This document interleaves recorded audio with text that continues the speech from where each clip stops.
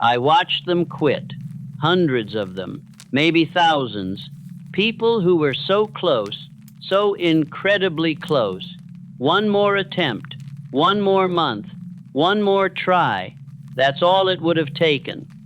But they stopped right before everything was about to work, and I couldn't tell them. Because by the time I saw the pattern, by the time I understood what was happening, they were already gone, already moved on, already convinced they'd failed. But they hadn't failed. They just stopped too soon. Let me tell you what I mean. When I was doing my research, interviewing successful people, I kept hearing the same story over and over. They'd say, "I almost quit," or "I was about to give up," or "I had one foot out the door." And then right at that moment, right when they were ready to walk away, something happened. A breakthrough, an opportunity, a shift, and everything changed. Not gradually, suddenly. Like they'd been pushing against a door for months or years, and just when they were about to stop pushing, the door finally opened. And when I asked them, "How did you know to keep going?" they'd say, "I didn't know. I couldn't quit yet."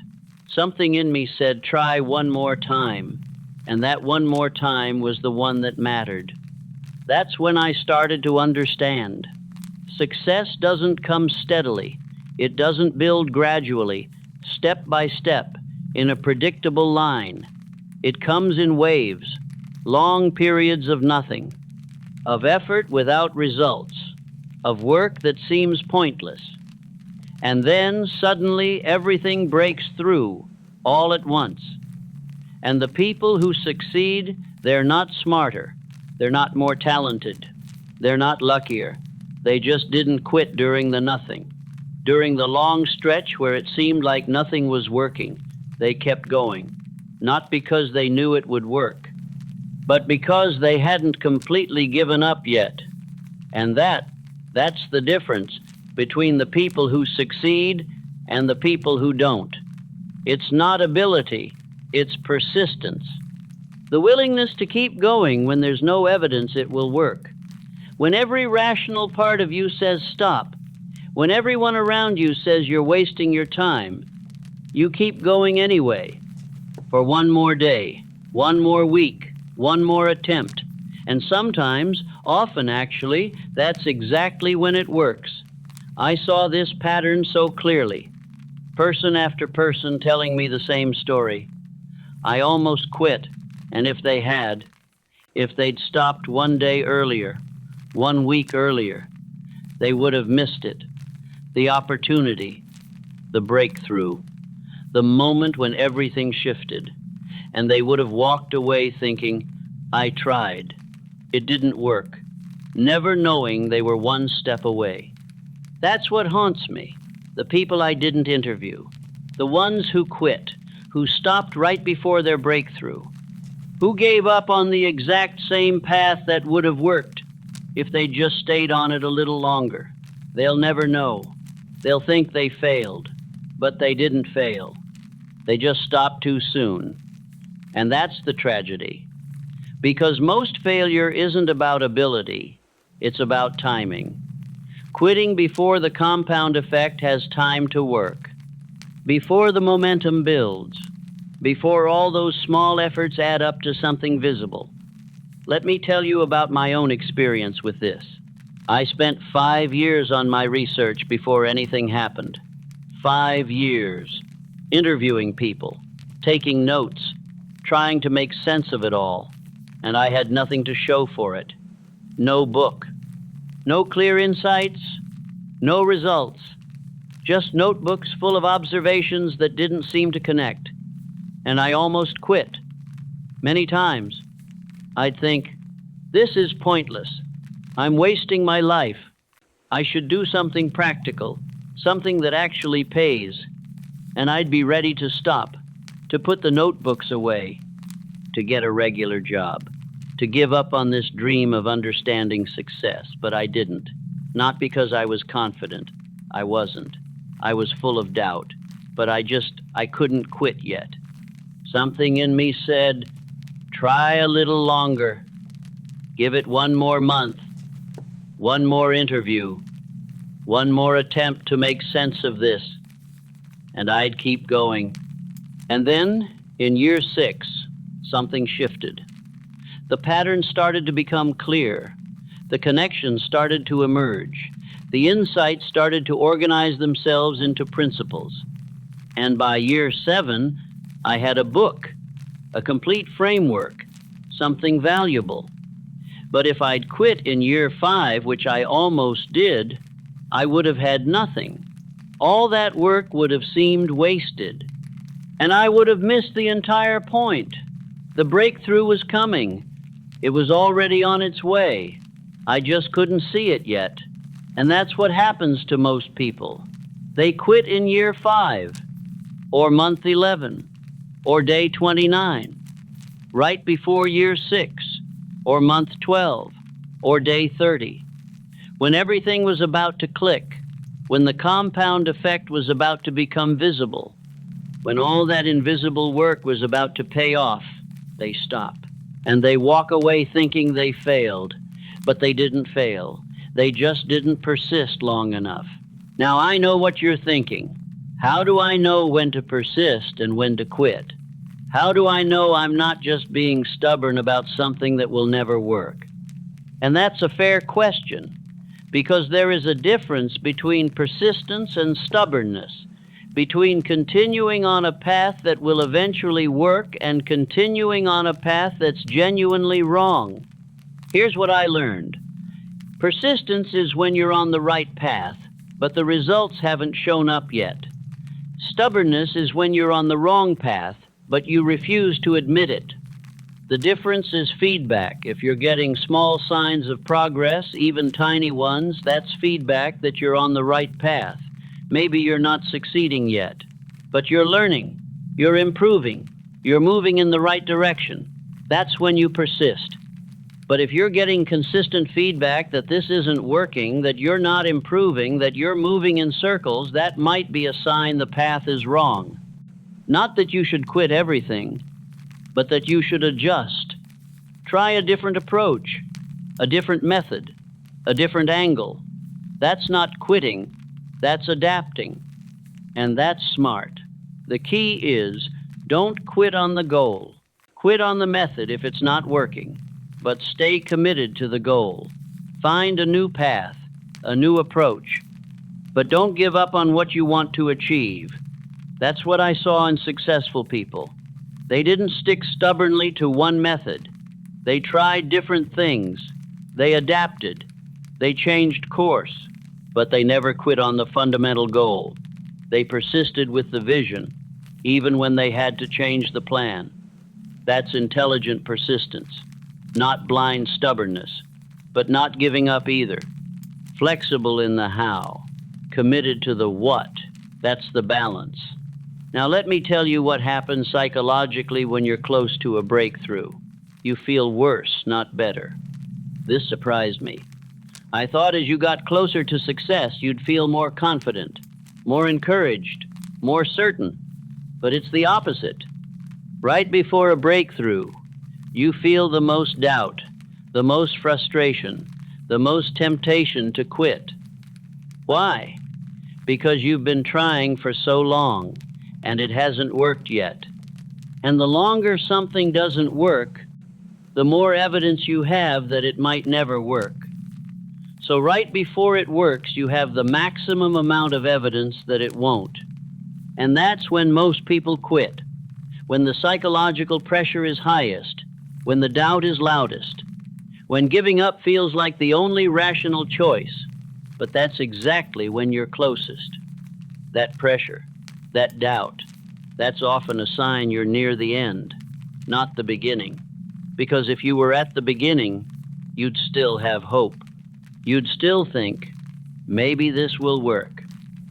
But when you've been trying for a long time, hope fades, and you're left with just persistence. The willingness to keep going, even without hope. And that's when the breakthrough comes. Not when you're hopeful, when you're exhausted but still going. That's the test. Can you keep going when there's no evidence it will work? When you have every reason to quit? When nobody would blame you for stopping? If you can keep going, then that's when you succeed. Because most people can't.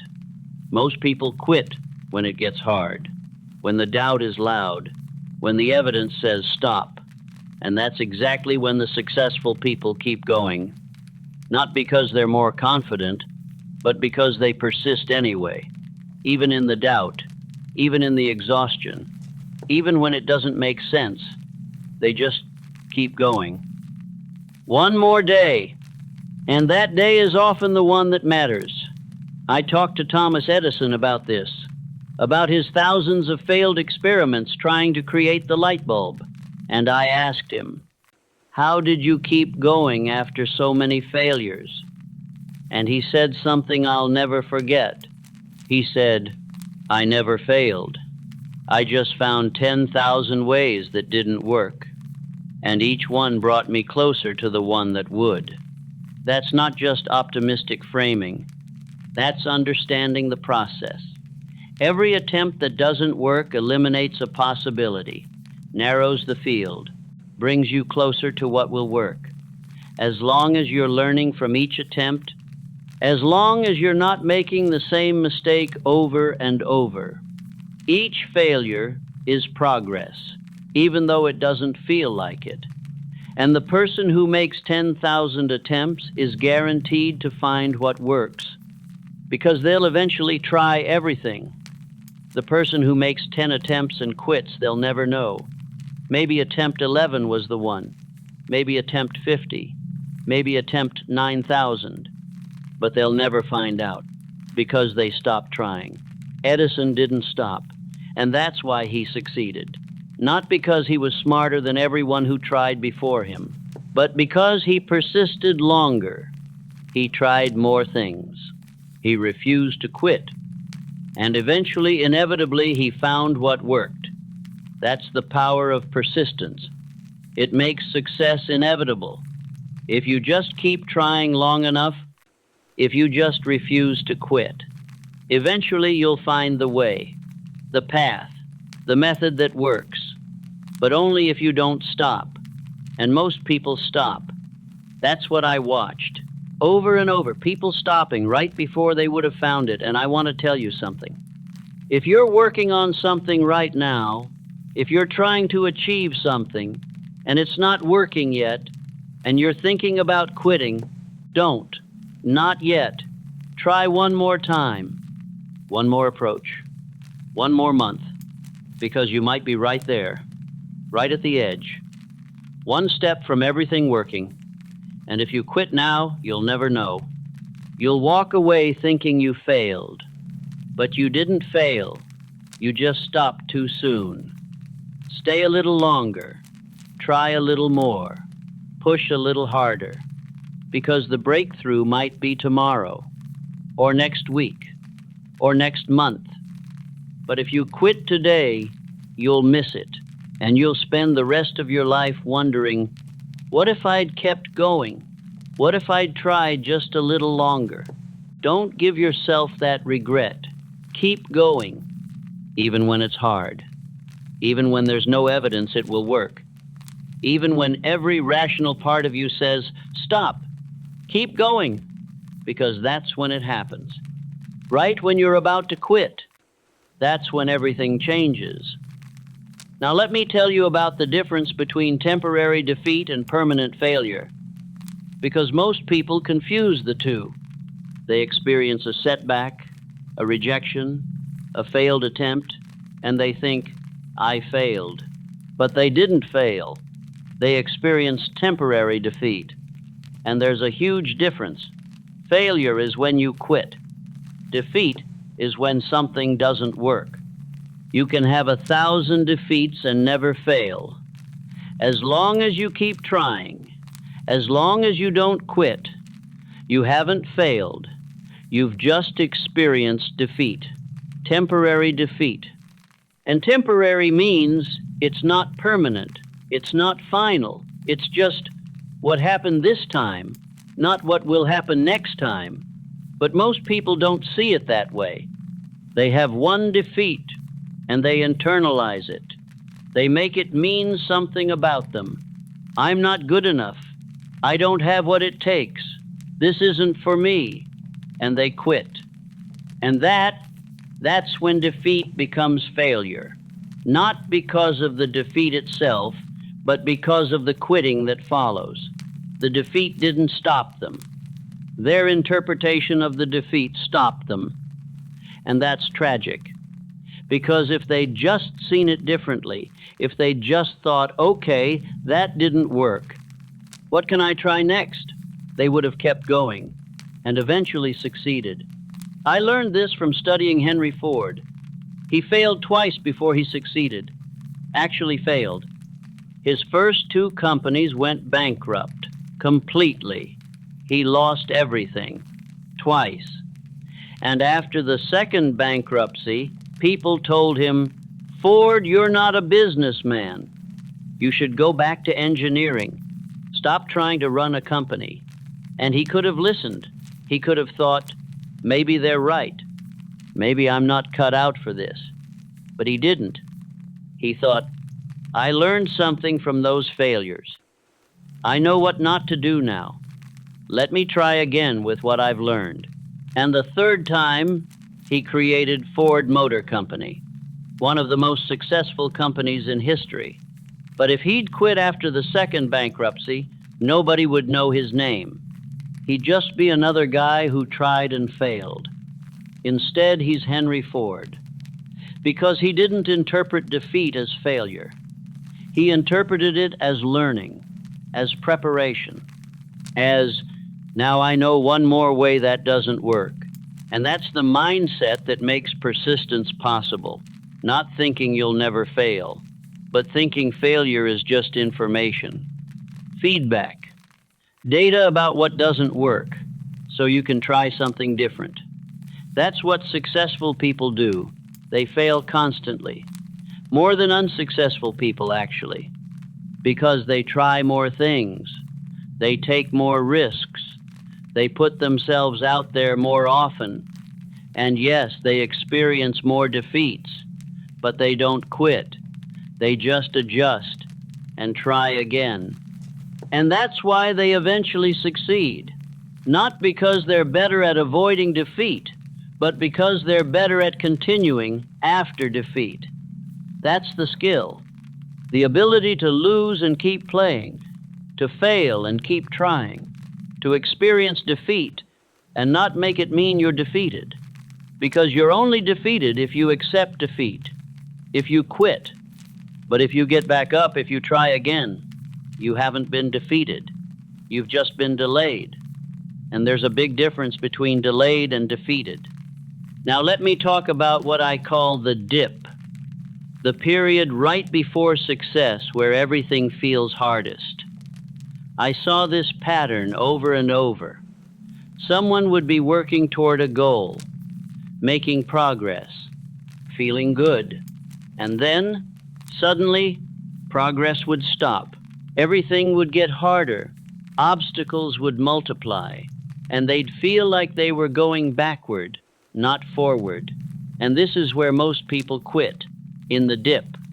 When it feels like it's getting worse, not better. When the effort increases but the results decrease. When it stops being fun and starts being just hard. But here's what I learned. The dip is often a sign you're close, not far. The resistance increases right before the breakthrough because you're pushing through the hardest part, the part that stops most people. And if you can just push through the dip, if you can keep going when it feels impossible, that's when you break through to the other side, where it gets easier again, where the results start to show, where the effort pays off. But most people quit in the dip. They think, this is too hard. It shouldn't be this hard. If it was meant to be, it would be easier. But that's not how it works. It's supposed to be hard right before the breakthrough, because the breakthrough is the reward for pushing through the hard part. If it was easy, Everyone would do it. Everyone would succeed. The hard part is what filters out the people who aren't committed, who aren't willing to persist. And if you quit when it gets hard, you prove you're one of them. But if you keep going, if you push through when everyone else quits, that's when you succeed. Not because you're special, but because you didn't quit when it got hard. Let me give you an example. When I was writing my book, I hit the dip around year 4. I'd been researching, interviewing, taking notes for 4 years, and I felt like I was getting somewhere, making progress, understanding the patterns. But then, in year 4, I hit a wall. Everything I wrote felt wrong. The structure didn't make sense. The ideas wouldn't organize. And I felt like I was going backward, like I'd lost whatever understanding I'd built, and I thought about quitting. Many times. I thought 4 years is enough. If I haven't figured this out by now, maybe I never will. Maybe I should just accept this isn't going to work. And I was right at the edge of quitting, ready to walk away. But something in me said, try one more month, just one more. And I did. And that month something clicked. The structure became clear. The ideas organized themselves. And I saw the whole book, from beginning to end. And I started writing, really writing, for the first time. And within a year, I had a complete manuscript. But if I'd quit in year 4, in the dip, I would have missed it. The breakthrough was right there, just past the hardest part, but I couldn't see it from inside the dip. All I could see was the difficulty, the struggle, the feeling that it wasn't working. And that's what the dip does. It blinds you, makes you think you're failing when you're actually almost succeeding, makes you want to quit right when you should keep going.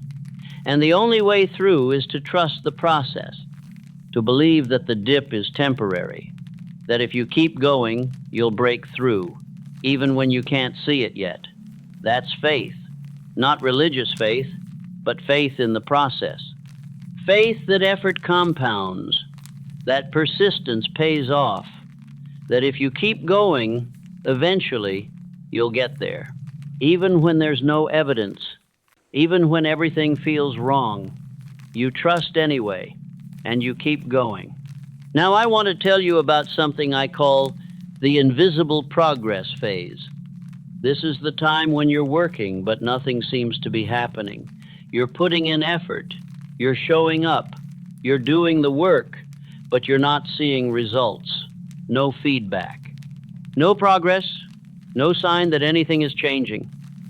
And this phase can last a long time, months, sometimes years.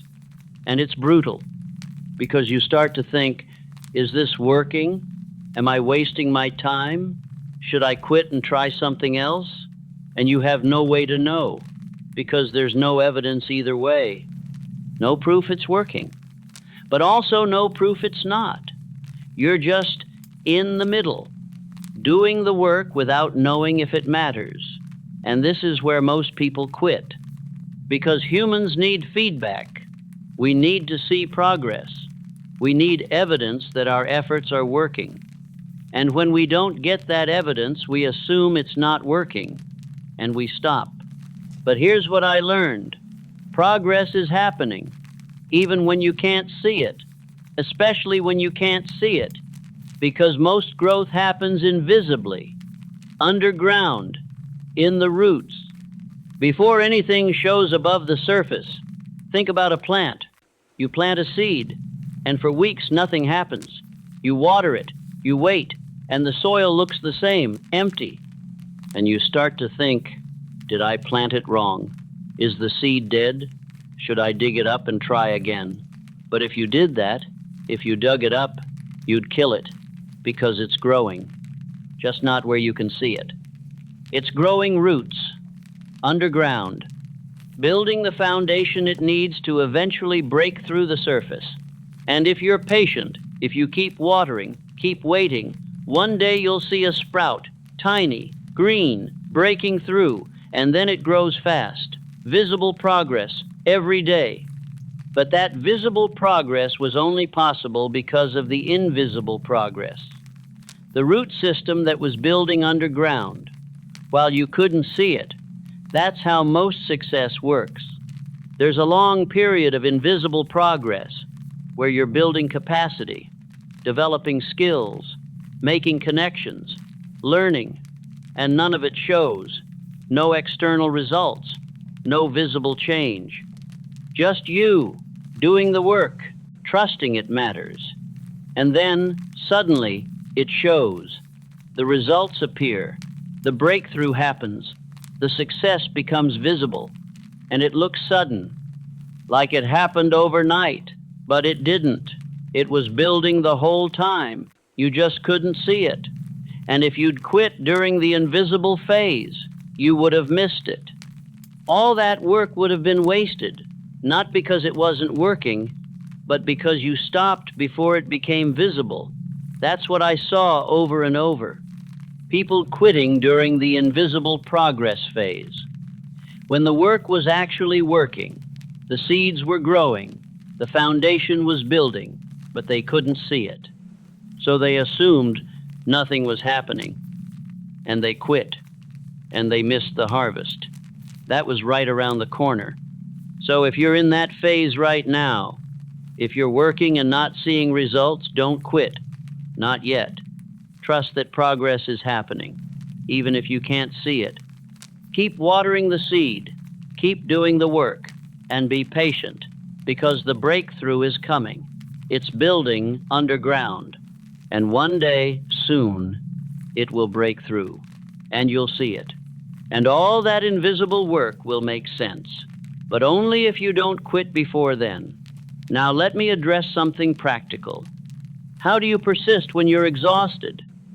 When you've been trying for so long and you're just tired? Because persistence isn't just about mindset. It's about energy. And energy runs out. You can be committed.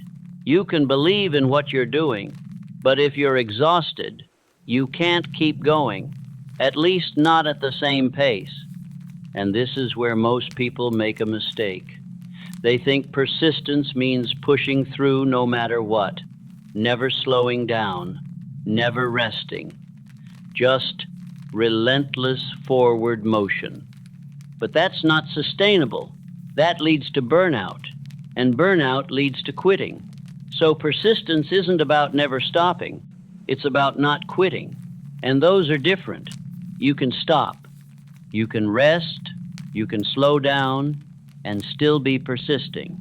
As long as you're not quitting, as long as you're still in the game, still working toward the goal, even if slowly, even if inconsistently, you're persisting.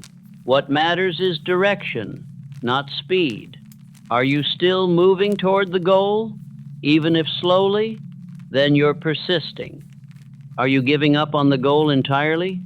Then you've quit. That's the difference. So if you're exhausted, rest. Slow down. Take a break. But don't quit. Don't abandon the goal. Just pause, recover, and then continue when you have energy again. That's intelligent persistence, not grinding yourself into the ground, but also not giving up. Finding a sustainable pace that you can maintain for the long term, because that's what persistence requires. Long-term commitment. And you can't maintain that without rest, without recovery, without pacing yourself. Let me tell you something nobody talks about. Persistence isn't always heroic. It's not always inspiring. Most of the time, it's just showing up. When you don't want to, when you're tired, when you're not sure it matters, you just show up anyway and do something, anything, even if it's small, even if it feels pointless, you do it. Because the alternative is quitting, and you're not ready to quit yet. That's what persistence actually looks like. Not dramatic, not inspiring, just consistent, ordinary, unglamorous, day after day, doing the work, even when nobody's watching, even when you're not seeing results, even when it would be easier to stop. You keep going because that's what you decided, and you're sticking with that decision, even when it's hard. I think people have this image of persistence as some kind of superpower, this extraordinary quality that only special people have. But it's not. It's just the decision to not quit, made over and over, every day, sometimes every hour. I'm not quitting yet. I'll try a little more. I'll keep going a little longer. That's all it is, a series of small decisions. Not to quit, not to give up, not to walk away. And anyone can make that decision. You don't need talent. You don't need confidence. You don't need to know it will work. You just need to decide, I'm not quitting today. And then tomorrow, you make the same decision. And the next day, and the next. And after enough days, you succeed. Not because you were special, but because you didn't quit, while everyone else did. That's the secret. There is no secret, just not quitting for long enough. Now let me talk about what I call the compound effect of persistence, because this is where the real power is. When you persist at something, the benefits compound. Each day of effort builds on the previous day. Each attempt teaches you something that makes the next attempt better. Each failure eliminates one more path that doesn't work. And over time, those small improvements accumulate into significant progress, into real results. But you don't see it day to day, because the daily improvement is tiny, almost invisible. You can't feel yourself getting better. You can't see the progress. It's like watching grass grow. On any given day, it looks the same, but over weeks, over months, it's clearly grown. That's the compound effect. Small improvements, repeated consistently, over time, and the longer you persist, the more powerful the effect becomes, because the improvements aren't just adding, they're multiplying. Each new skill makes every other skill more effective.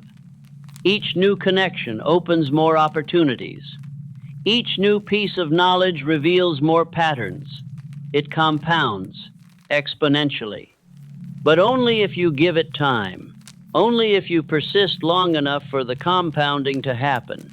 And most people don't. They try something for a few weeks, maybe a few months, and they don't see dramatic results. And they quit before the compounding has time to work. Before the exponential growth kicks in, they quit right when they should be doubling down, when they should be increasing their effort. Because the compounding is about to pay off, but they can't see it yet. So they stop, and they miss the entire point, the entire benefit of all that work they put in. Because compound effects only pay off if you stick around long enough to collect. If you leave before the harvest, you get nothing. Even though you did all the planting, all the watering, all the waiting, you just didn't wait long enough. And that's the tragedy. Not that people aren't working hard, but that they're not persisting long enough for the work to pay off. I saw this with my own book. The first 5 years felt like nothing was happening. I was learning, I was gathering information, I was thinking, but I wasn't producing anything visible. No chapters, no outline, just notes, lots of notes. And it felt pointless, like I was wasting time. But what I didn't realize was that everything I was learning was compounding. Each interview gave me insights that recontextualized previous interviews. Each conversation revealed patterns I hadn't seen before. Each question I asked led to better questions, and all of that was building invisibly beneath the surface, creating a foundation of understanding that I couldn't see yet. But when I finally started writing in year 6, it poured out, fast, clear, organized, because all that invisible compounding had prepared me. It had built the capacity, the understanding, the insight. I needed to write the book, and if I'd quit in year 3 or year 4, I would have wasted all that compound growth, all that accumulated understanding, because I stopped before it crystallized, before it became something usable. That's what happens when you quit too soon. You waste the compound effect. All that work you put in, it's still there. It built something, but you don't get to use it because you left before it matured, before it paid off. So if you're working on something and you're not seeing results yet, remember, the compound effect is working, even if you can't see it. Every day of effort is adding to the foundation. Every attempt is building capacity. And if you keep going, eventually it will pay off. Dramatically, suddenly, all at once, but only if you don't quit before then. Now let me tell you about the role of community and persistence, because persistence is hard to maintain alone. When you're the only one who believes in what you're doing, when everyone around you thinks you should quit, when there's no external support, it's hard to keep going. Not impossible, but hard. And this is where community matters. Finding other people who are also persisting, who understand the struggle, who won't judge you for trying, who will encourage you to keep going when you want to quit. That makes persistence so much easier, because you're not alone. You're not the only one who believes. There are others who see what you're trying to do, who respect the effort, who will remind you why it matters when you forget. I had that. A small group of people who believed in my research. Even when I didn't, even when I wanted to quit, they'd say, "Keep going. This matters. Don't give up." And there were times when that was the only reason I didn't quit, not because I believed in myself, but because they believed in me, and I didn't want to let them down. That's the power of community. It holds you accountable. It gives you external motivation when internal motivation runs out. And internal motivation always runs out. At some point, you get tired, you get discouraged, you stop believing. And if you're alone, that's when you quit. But if you have community, they can carry you through that period until you find your motivation again, until you remember why you started, and then you can keep going. So if you're trying to persist at something, find your people. Find others who are also trying, who understand, who won't tell you to quit, who will support you, even when it's hard, even when it doesn't make sense. They'll be there, and that will make all the difference between quitting and succeeding. Now, I want to talk about the difference between giving up and letting go, because they're not the same thing, even though they look similar. Giving up is quitting on something you still want, something you still believe in, but you're stopping because it's too hard, or because you're afraid, or because you've lost hope. That's giving up, and you'll regret it. Because deep down, you know you quit too soon. You know you could have kept going, but you didn't, and that will haunt you. But letting go is different. Letting go is when you realize the goal isn't right for you, that you were pursuing it for the wrong reasons, or that it's genuinely not going to work, not because it's hard, but because it's wrong. And you consciously decide to release it, to redirect your energy, to find a better path. That's not quitting. That's wisdom. That's growth. That's adapting. And there's no regret in letting go, because you know you made the right choice. You're not running away. You're moving towards something better, something more aligned, something that actually fits. So the question isn't, should I persist or should I quit? The question is, am I giving up or am I letting go? And you know the answer. Deep down, If it feels like failure, like cowardice, like you're running away, you're giving up, don't do that. Keep going. But if it feels like relief, like clarity, like you're finally being honest with yourself, you're letting go. And that's okay. That's healthy. That's the right choice. The key is to be honest with yourself about which one it is.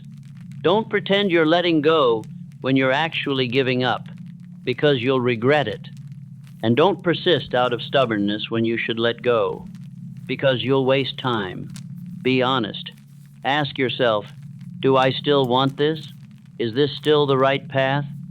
If yes, persist. Even when it's hard, even when there's no evidence it will work, keep going.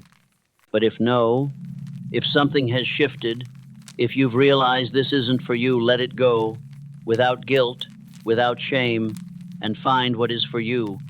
That's not quitting. That's choosing. And choosing is powerful.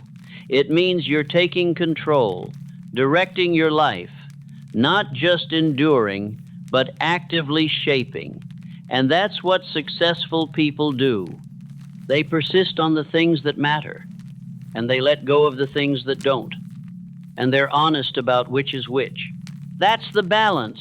That's the wisdom. And it's not always clear. Sometimes you have to persist for a while before you know if something is right, before you know if it's worth continuing. And that's okay. The persistence itself will give you clarity. It will reveal whether this is your path or not. So don't be afraid to try, to commit, to persist for a season. And then evaluate. Is this still right? Should I keep going? And trust yourself to know the answer. Now let me tell you about what happens when you finally break through after all that persistence. After all that struggle, what does it feel like? I'll tell you what it felt like for me. Relief. That's the first thing. Not triumph, not excitement, just relief. Finally, it worked. After all those years of wondering if it would, of hoping, of doubting, it finally worked. And there's this moment of, okay, I can stop wondering now. I can stop worrying. It's done. And that relief is so deep, so sweet, because you've been carrying the weight of uncertainty for so long. Will this work? Am I wasting my time? And now you know. It worked. You weren't wasting time. It was worth it. And all that struggle, all that doubt, it makes the success more meaningful, because you know what it took. You know what you went through, and you know most people wouldn't have made it. They would have quit, but you didn't. And that's what makes it yours. That's what makes it real. Not the external success, but the internal transformation. The person you became through the process of persisting. That's the real reward. It's late now, and I want to talk about something quieter. Something that happens in the dark hours when you're alone with your doubts, when nobody's watching, when nobody knows you're struggling. That's when persistence is hardest. Not in the public moments, not when people are cheering you on, but in the private moments when it's just you and the work isn't going well. And you have to decide, do I keep going or do I quit? And nobody will know which choice you make except you. That's the real test of persistence. Not whether you can keep going when people are watching, but whether you can keep going when nobody is, when there's no external accountability, no pressure, no audience, just your own commitment to yourself, to the goal, to the person you said you'd become. That's when you find out who you are, in those private moments, when quitting would be easy, when nobody would blame you, when you could just stop and walk away, and nobody would ever know except you, and you'd have to live with that, knowing you quit, knowing you gave up, not because it was impossible, but because it was hard, and you didn't want to do the hard thing. That's what you'd carry for the rest of your life. The knowledge that when it mattered, when it was just you and the choice, you chose the easy path, you quit. And that's worse than any external failure. That's the failure you can't escape because it's internal. It's who you are, not just what you did. Now, I'm not trying to shame anyone. I'm really not. I'm just telling you what I learned from watching people and from my own life.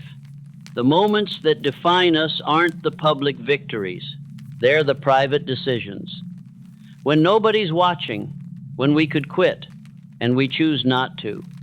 Those are the moments that shape who we become because they're about integrity, about keeping promises to ourselves, about being the kind of person who finishes what they start, even when it's hard, even when nobody knows. That's character. And character is what carries you through. When motivation runs out, when inspiration fades, when external support disappears, character keeps you going because you've made a decision about who you are. And you stick to that decision, even when it costs you, even when it hurts, even when it would be easier to quit. You don't, because that's not who you are. You're the kind of person who persists, who keeps promises, who finishes what they start. And once you make that your identity, persistence becomes simpler. Not easier, but simpler. Because you're not debating it anymore. You're not questioning whether you should keep going. You know you will, because that's who you are. The decision is already made. Now let me tell you about the loneliness of persistence, because nobody talks about this. When you're persisting at something, especially something difficult, you're often alone, not because people don't care, but because they don't understand. They don't see what you see. They don't believe what you believe. They think you should quit. They think you're wasting your time, and they tell you, with good intentions, maybe this isn't for you. Maybe you should try something else. Maybe you should be realistic. And they mean well. They're trying to protect you from disappointment, from wasted effort, from failure. But what they don't understand is that quitting feels worse than failing, at least to you. You'd rather try and fail than quit and wonder. You'd rather persist and be wrong than give up and never know. But they don't get that. So they keep telling you to quit. And that's lonely, because you can't explain it to them. You can't make them understand why this matters, why you have to keep going, why quitting isn't an option. Not yet. So you stop talking about it. You stop sharing. You just keep going, quietly, alone. And that loneliness can be crushing, because humans need support. We need people to believe in us, to encourage us, to say, keep going, you can do this. And when we don't have that, when everyone around us thinks we should quit, it's hard, really hard, to keep believing, to keep trying.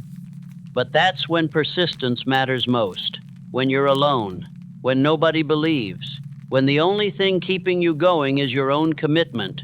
That's when you find out what you're made of. And I went through this. There were years when nobody believed in my research. They thought I was wasting my time, that I should get a real job, that this book was never going to happen.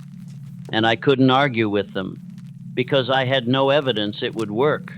I just believed it would, for reasons I couldn't articulate. And that wasn't enough for them. So I stopped talking about it. I just kept working, quietly, alone. And it was lonely, brutally lonely. But it was also clarifying, because I learned I could do this alone. I didn't need external validation. I didn't need people to believe. I just needed to believe and keep going. And that made me stronger, more resilient, more independent. So, if you're in that place right now, If you're persisting at something and nobody understands, I want you to know you're not alone, even though it feels that way. There are others who are also persisting in their own lonely corners, working on things people don't believe in. And one day you'll all succeed. And people will say, "You're so lucky." But it wasn't luck. It was persistence. Through the loneliness, through the doubt, through the isolation, you kept going when everyone said quit. And that's not luck. That's strength. Now I want to address something practical. How do you know when you're close to a breakthrough? Is there a way to tell? And I wish I could give you a formula, a sign, a clear indicator that says, keep going, you're almost there. But there isn't one. Sometimes you're close and you feel terrible, like everything is falling apart. Sometimes you're far and you feel great, like it's all working. The feelings don't correlate with the reality, so you can't trust them. What I learned instead is to look for patterns, small signs of progress, even if they're not the progress you wanted. Are you learning? Are you improving? Are you making connections? Are you developing skills? If yes, you're making progress, even if it's not visible yet, even if it's not the breakthrough you're waiting for. You're building capacity, and that capacity will pay off eventually. But if you're not learning anything, if you're making the same mistakes over and over, if you're not improving, that might be a sign the path is wrong. Not that you should quit on the goal, but that you should adjust the method. Try a different approach, because persistence without learning is just stubbornness, and that doesn't lead to success. So the question isn't, am I close to a breakthrough? The question is, am I learning? Am I growing? If yes, keep going. You're on the right path. Even if the breakthrough hasn't happened yet, it will. If you keep learning, keep improving, keep adapting, eventually you'll figure it out. Eventually you'll break through. But only if you don't quit. Only if you keep trying, keep learning, keep growing. That's what separates people who succeed from people who don't. Not that they're smarter, not that they're more talented, but that they keep learning. They don't repeat the same failed approach over and over. They try something new. They adapt. They evolve. And eventually, they find what works, because they didn't quit. They just kept trying different things until one worked. That's the strategy. Not blind persistence, but adaptive persistence. Committed to the goal, flexible in the method, willing to change, willing to learn, willing to try again, differently. That's what works. Now, let me tell you about what I call the final push, the last bit of effort before the breakthrough. This is the hardest part because you're exhausted. You've been trying for so long, and you don't know if this is the final push or if there's more to come. You don't know if the breakthrough is tomorrow or a year from now. And that uncertainty is brutal, because if you knew it was the final push, you'd do it. You'd find the energy, you'd push through, but you don't know. So you have to decide. Do I have one more push in me? Can I keep going a little longer? And most people say no. They're too tired. They've tried too much. They can't do it anymore.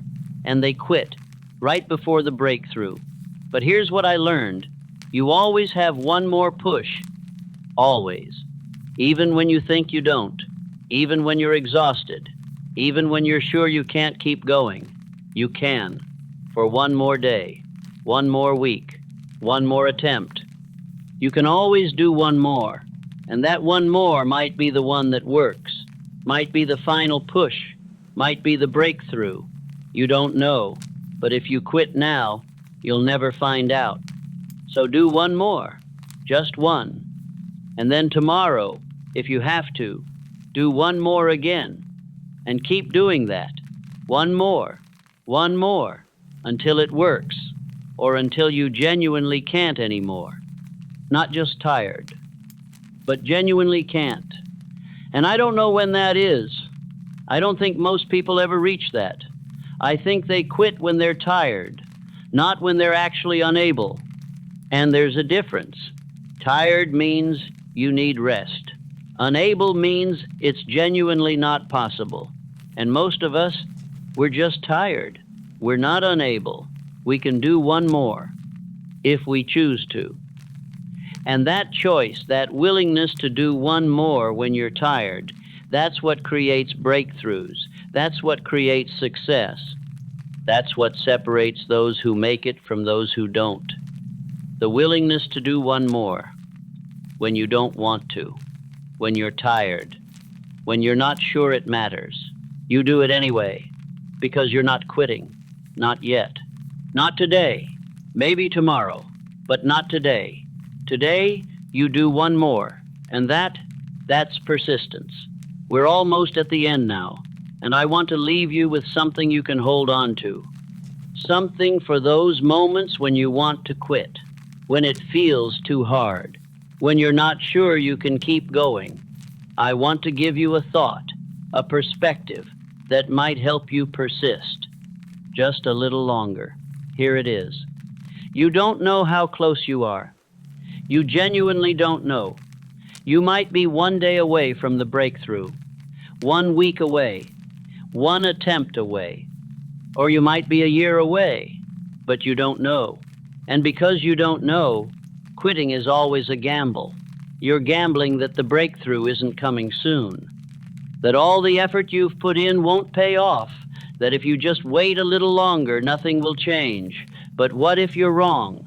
What if the breakthrough is tomorrow? What if you quit today and miss it by 1 day? How would that feel? To know you were that close and you gave up? I think that would be devastating. More devastating than continuing and failing. At least if you continue and fail, you know. You tried everything. You gave it your all, and it didn't work. That's sad, but it's not devastating, because you did everything you could. But quitting when you don't know if you're close, that's haunting, because you'll always wonder, what if I'd kept going? What if I'd tried one more time? And you'll never know, and that uncertainty, that will follow you for the rest of your life. So when you're thinking about quitting, remember this. You don't know how close you are, and because you don't know, the safest bet is to keep going. A little longer, one more day, one more week, one more attempt, not because you're certain it will work, but because you're certain you don't want to quit too soon. You don't want that regret, that wondering, that haunting question of what if. So you keep going, not from hope, but from, I don't know, caution, from the desire to avoid regret more than the desire to succeed. And that's okay. You don't have to persist from inspiration. You can persist from fear of regret, from the unwillingness to quit when you might be close. That's enough. That's a valid reason to keep going. Now I want to tell you what I've learned about timing, about when breakthroughs actually happen, because there's a pattern I've noticed. Breakthroughs don't happen when you're looking for them. They happen when you've stopped looking, when you've settled into the work, when you're not checking every day to see if it's working yet, when you've just accepted, this is what I do now. I show up. I do the work, whether it works or not. That's when it works, not when you're desperate for results, not when you're constantly measuring progress, not when you're anxiously waiting for the breakthrough, but when you've let go of the outcome, when you've stopped needing it to happen, when you're doing the work for its own sake, because it's who you are now. That's when the breakthrough comes. And I think there's a reason for that. When you're desperate for results, you're tense. You're trying too hard. You're forcing it. And that tension blocks the breakthrough. because breakthroughs require relaxation, openness, space. And you can't create space when you're grasping, when you're trying to force something to happen. You have to let go. Not of the work, but of the need for results. You keep doing the work, but you release the attachment to the outcome. You trust the process. You trust that if you keep showing up, if you keep doing the work, eventually it will pay off when it's supposed to, not when you want it to. And that release, that trust, that's what creates the conditions for breakthrough, because you're no longer in your own way. You're no longer blocking the natural unfolding. You're just doing the work and letting it work in its own time. I learned this the hard way. For years, I was desperate for my book to come together. I'd sit down every day thinking, maybe today is the day. Maybe today it will click. And it never did, because I was too attached to it happening. I was trying to force it. And that desperation, that need, it was blocking the very thing I wanted. But when I finally let go, when I accepted, this might take another 5 years, or it might never happen. But I'm going to keep working on it anyway, because this is what I do now. That's when it happened. Within months, the book came together, easily, naturally, like it had been waiting for me to stop trying so hard, to stop needing it, to just relax into the process and let it unfold. So if you're struggling, if you're trying too hard, if you're desperate for results, try letting go, not of the work. Do the work every day, but let go of the timeline. Let go of the need for it to happen now. Trust that it will happen when it's supposed to. And just show up, do the work, and be patient with yourself, with the process, with the timing.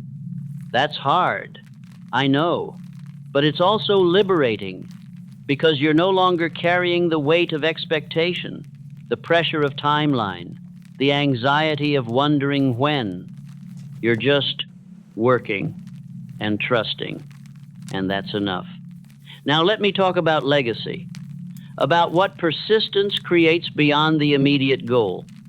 Because when you persist at something, you're not just working toward a result, you're becoming someone who doesn't quit, someone who keeps promises, someone who finishes what they start. And that person, that identity, that's the real achievement, not the external goal, but who you became in the pursuit of it, because that stays with you forever, long after the goal is achieved or abandoned. Who you became, that's permanent. And if you persist, even if you don't achieve the goal, you become someone who persists, someone who tries, someone who doesn't give up easily. And that's valuable. More valuable than any specific achievement, because that quality, that character, will serve you in everything else you do for the rest of your life. You'll face other challenges, other goals, other moments when you want to quit. And you'll remember, I persisted before, I can persist again. And that memory, that identity, will carry you through. Not because you're certain you'll succeed, but because you know you can persist. And that's enough. That's the foundation for any success, for any achievement. The willingness to persist, the ability to keep going when it's hard, that's what creates everything else. So even if the goal you're working on now doesn't work out, the persistence isn't wasted, because you're building something more important than the goal. You're building yourself into someone who persists. And that's the real victory. Now I want to address something. What do you do after you succeed? After all that persistence pays off? After you finally achieve what you've been working toward? And this might sound strange, but it can be disorienting. because you've been focused on this goal for so long. It's defined your days, your identity, your purpose. And then suddenly it's done. You achieved it. And there's this moment of, now what? And that can be scary because you're not sure who you are without the struggle, without the pursuit, without the goal pulling you forward. And I went through this.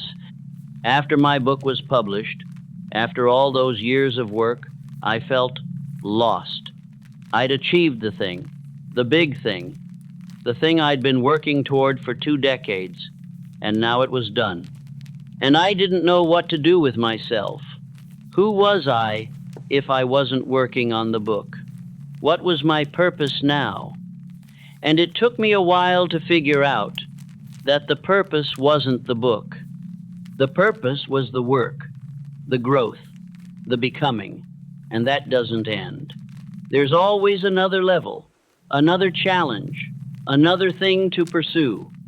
And the skills I built persisting on the book, those transferred to the next thing and the next.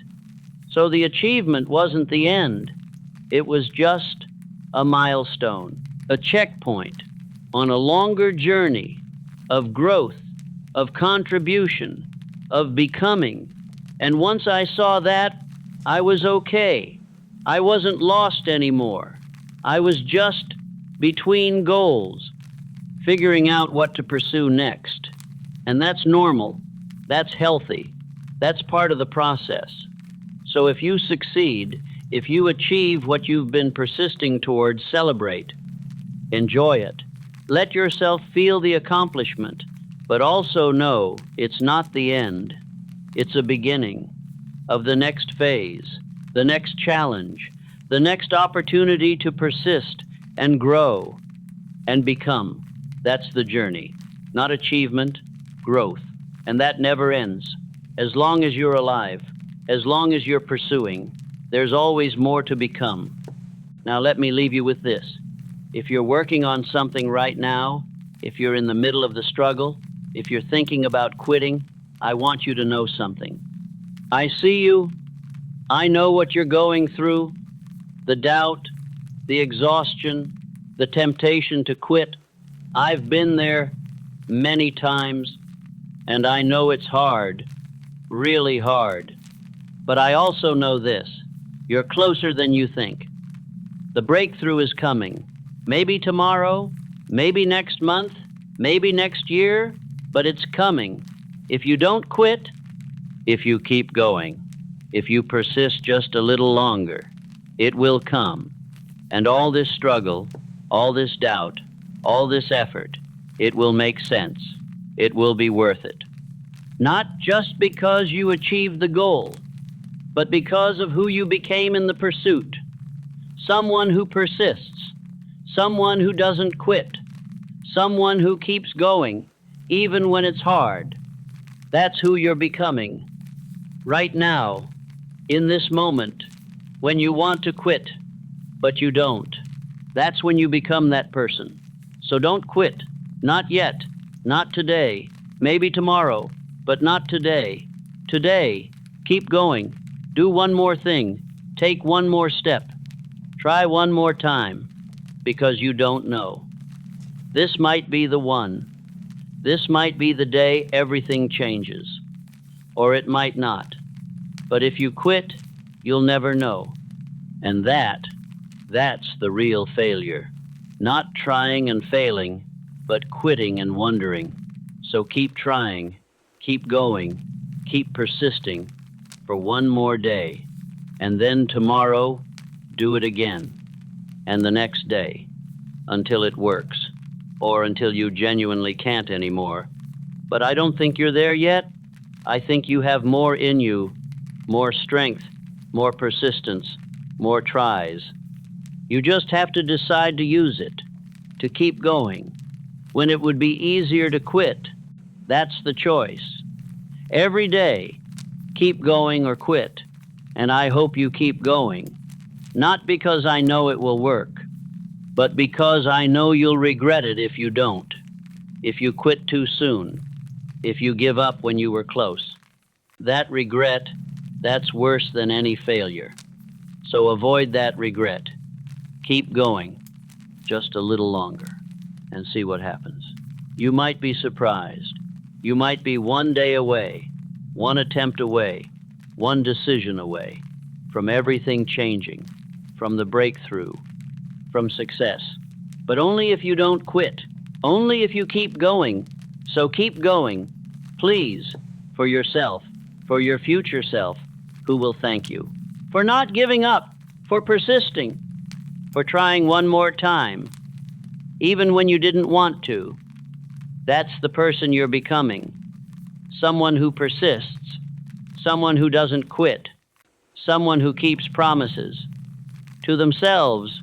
And that person, they succeed, not because they're lucky, not because they're talented, but because they don't quit. And you can be that person. You already are. You just have to keep choosing it every day. When you want to quit, you choose to keep going. And eventually, that becomes who you are.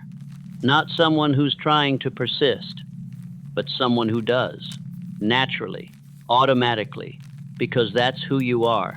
And when you become that person, success is inevitable, not immediate, but inevitable. Because you won't quit. You'll keep trying, keep learning, keep growing, until you figure it out, until it works. And then you'll look back at this moment when you wanted to quit, and you'll be grateful that you didn't, that you kept going, that you persisted just a little longer. So rest now. You've heard enough. You know what to do, not because I told you, but because you already knew. You just needed the reminder that you're not alone, that others have been here, that persistence works if you work it.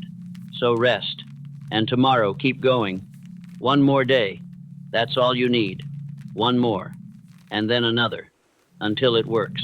Good night.